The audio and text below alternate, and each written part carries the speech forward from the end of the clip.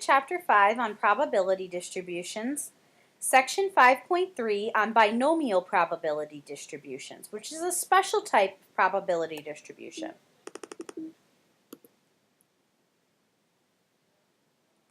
Okay, so the key concept in this section is presenting the basic definition of a binomial distribution along with the notation and method for finding probability values using this type of distribution.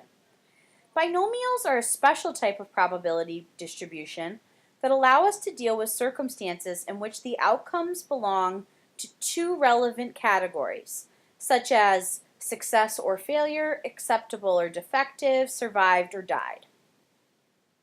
Okay, so a binomial probability distribution has some very particular criteria that are necessary in order to use this type of formula. So first, the procedure must have a fixed number of trials. What that means is that in the problem, it will tell you how many trials are going to be completed. And that because it's written that way in the problem, that's considered a fixed number of trials. Number two, the trials have to be independent. So as you'll recall, independent means that the outcome of any individual trial doesn't affect the probability of any other trial. So in this case, what happens in one trial doesn't impact what will happen in another trial, and so we call that independent. Each trial must have all outcomes classified into two categories, commonly referred to as success and failure, and the probability of success remains the same in all the trials. And typically in these problems, the probability of success is given to you right in the problem itself. Okay, so some notation for binomial probability distributions. Again, binomials deal with where we can classify outcomes into two categories, success and failure. And success is represented in this section by lowercase p, and failure is represented by lowercase q. Whereas the probability of success equals p, which again is that lowercase p, and your probability of failure is 1 minus your probability of success, which is going to give you q. So together, p plus q equals 1, and based on that, you can move around the equation to either solve for q or solve for p as needed. So some additional notation for binomial probability distributions. The variable n represents the fixed number of trials. X is going to denote the specific number of successes in n trials. So X can really be any whole number between 0 and n. So if your n is 5, X can be 0, 1, 2, 3, or 5. Or 4 or 5, sorry. P, lowercase p again, is going to be your probability of success. Lowercase q is going to be your probability of failure. And your probability of your x is going to be written like this. Probability of x in parentheses, which is going to denote the probability of getting exactly x successes among the n trials. Okay, so caution here. Just be sure that your x and your p both refer to the same category being called a success. So you don't typically have to worry about this in the problems that you're going to be given, but just understanding that you don't want to be changing your success criteria halfway through the problem. And in general, with these problems, you can consider events to be independent.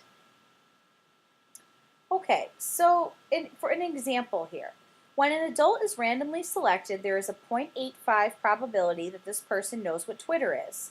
So suppose we want to find the probability that exactly 3 out of 5 randomly selected adults know of Twitter. First thing we have to ask ourselves is does this result in a binomial distribution? So if you look back at the criteria that we talked about a few slides back, you'll see that yes, it does. There are 5 trials, which are all independent of one another. Whether one person knows what Twitter is isn't going to impact whether another randomly selected adult knows what Twitter is. Each trial has 2 outcomes. The person's either going to know what Twitter is or they're not. And there's a constant probability of 0.85, which was given to us in the problem, that an adult knows of Twitter. Okay, so now that we've determined that this problem can result in a binomial, Now we need to understand how we would actually go about calculating a binomial. So, the main way that you're going to calculate it is using this formula, which tells us that the probability of x equals n, this symbol, which looks like an exclamation mark, but it's actually called a factorial, which I'll explain what that is momentarily.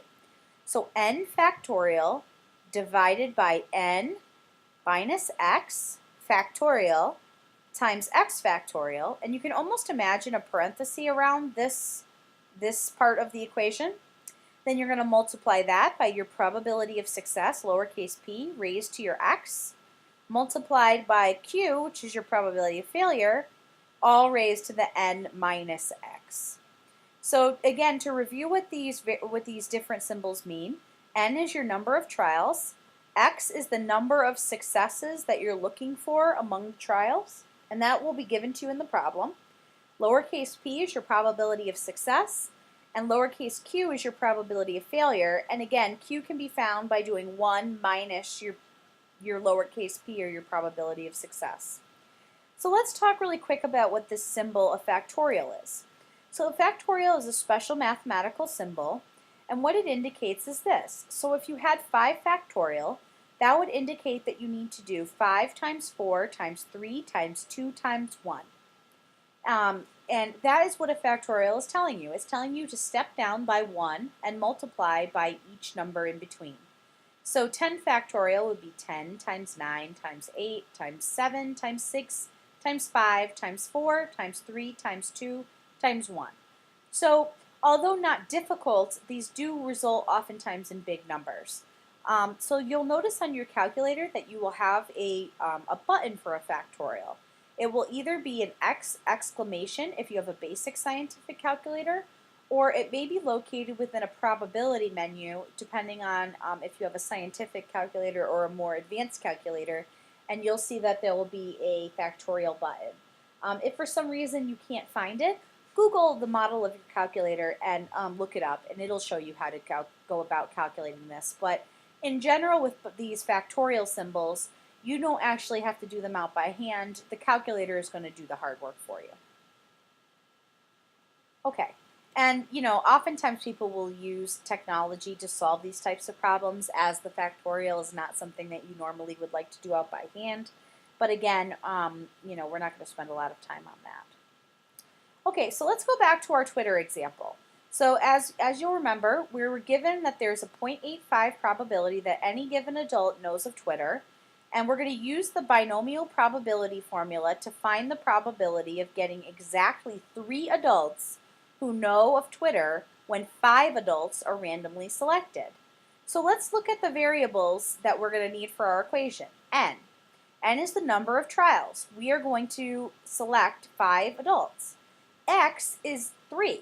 It's the number of adults who we hope know of Twitter out of the 5 we're going to select.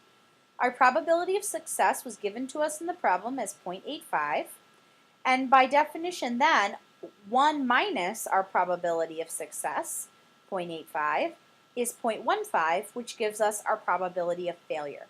And we want, again, the probability of getting 3 adults who know what Twitter is. So when we plug all of these things into the equation, here you go. So we'll have 5 factorial divided by 5 minus 3 factorial, which is our n minus our x, times x factorial, 3 factorial here, all multiplied by our probability of success raised to the power of our x, so 0.85 raised to the power of 3, and then that's multiplied by q, which is 0.15, all raised to the power of n minus x, which is 5 minus 3. So when you do out all of the math, you get 0.138. So out of 5 randomly selected adults with a given probability of success of 0.85, we have a 0.138, or 13.8% chance of 3 of them knowing what Twitter is. These last couple of slides give you the rationale for how the binomial probability formula works, so feel free to review those on your own if that's something that's of interest to you. And that ends our section on binomial probability distributions. And next up is section 5.4.